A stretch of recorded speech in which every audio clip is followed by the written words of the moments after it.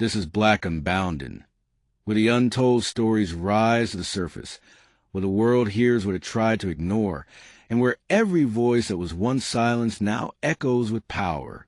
Ava Daniels. That name wouldn't have raised an eyebrow in the gleaming marble halls of Lockhart and Pierce Incorporated. Not yet. Not in those early days when her presence was as invisible to them as the air they breathed. She was just the assistant.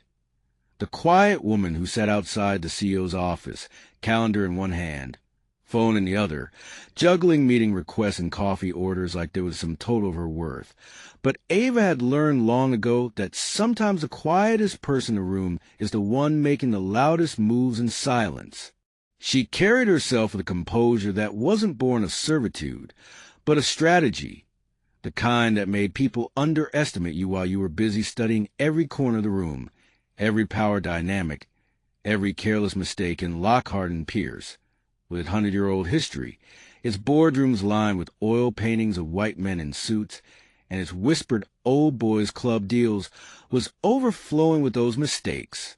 Ava had been in that building for 3 years, but her story didn't start there. It began in a one-bedroom apartment on the South Side, where her mother worked 2 jobs, one as a nurse's aide, the other cleaning offices after hours, and where Ava learned that respect is rarely given. It's taken piece by piece until people have no choice but to acknowledge it.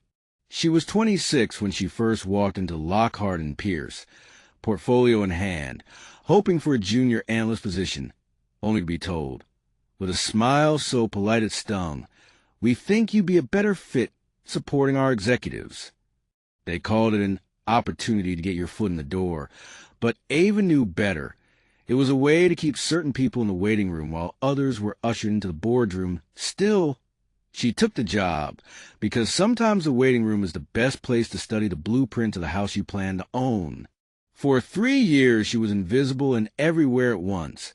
She handled CEO Jonathan Pierce's travel schedules, read every internal memo, overheard phone calls she wasn't supposed to hear, and filed reports that crossed her desk before the board even saw them.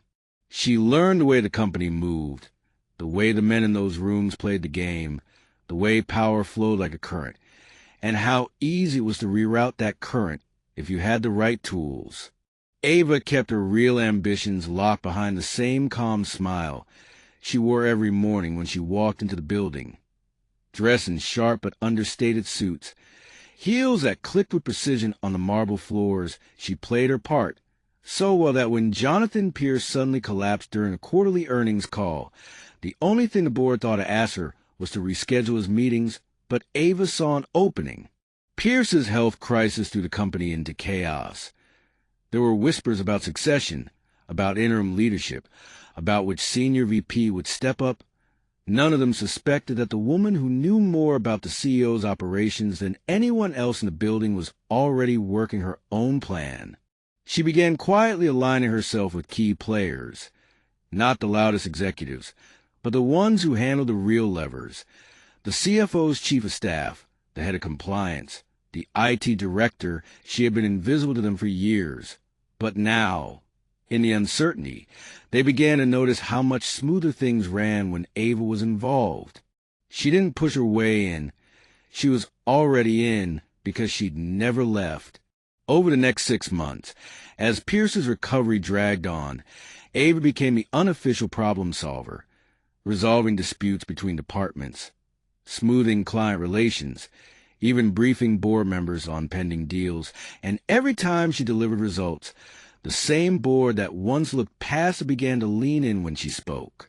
Then came the moment that changed everything, the annual shareholders meeting. The room was a cathedral of money and influence, suits pressed sharp enough to cut, conversations laced with the confidence of people who thought they owned the world. Ava stood at the back, clipboard in hand, looking like any other event coordinator, until Jonathan Pierce, still too weak to stand for long, called her forward. "Ladies and gentlemen," he said, voice hoarse but steady, "meet the person who's been running this company in my absence." A ripple went through the crowd, some startled, some skeptical, and then Pierce did something no one expected. He stepped aside and let Ava take the microphone.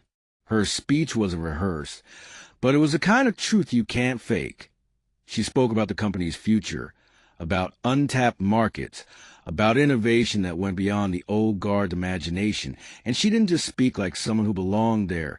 She spoke like someone who had been leading all along. By the time she finished, there was no polite applause. There was a standing ovation. 2 weeks later, the board voted. Ava Daniels was named interim CEO. The headlines were predictable.